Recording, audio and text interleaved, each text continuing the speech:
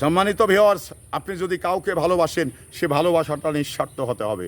সেই ভালোবাসার পিছনে যদি আপনার খারাপ কোনো উদ্দেশ্য থেকে থাকে, তাহলে এটা চরম অন্যায় এবং ক্ষতির কারণ। তা আমরা আমাদের একজন মানুষকে অগাধ বিশ্বাস করে পাশে পাশে বসিয়ে নেওয়ার পরে দেখা যায় যে ওই মানুষটা বিশ্বাসের অমর্যাদা করে আমার কাছ থেকে সর্বোচ্চ লুটপাট করে বা কেড়ে নিয়ে তা পালিয়ে যান। তো এই ভালোবাসা বেশে মানুষকে বিভ্রান্তির শিকার করবেন না এবং মানুষকে কষ্ট দিবেন না। কারণ ভালোবাসতে যদি হয়ে থাকে, তাহলে নিঃস্বার্থ ভালোবাসার যদি মানসিকতা থেকে থাকে, তাহলেই কিন্তু আপনার বন্ধুত্ব থাকবে।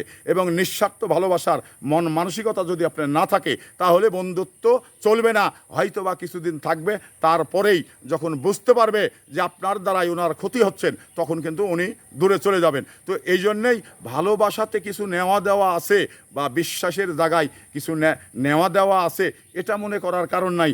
একটি জিনিস মনে করবেন, আপনাকে বিশ্বাসতা অর্জন করতে হলে আপনাকে তিল পর্যন্ত পরীক্ষা দিতে হবে, অবিশ্বাস অর্জন করতে হলে আপনাকে তাল পর্যন্ত পরীক্ষা দিতে হবে। তো এটা আমাদের বিশ্বাস অর্জন করার যে দায়িত্ব বা কর্তব্য রয়েছে, সেটা আপনার ভিতরে যদি না থাকে, তাহলে আপনাকে আপনি বিশ্বাসের অমর্যাদা করেছেন।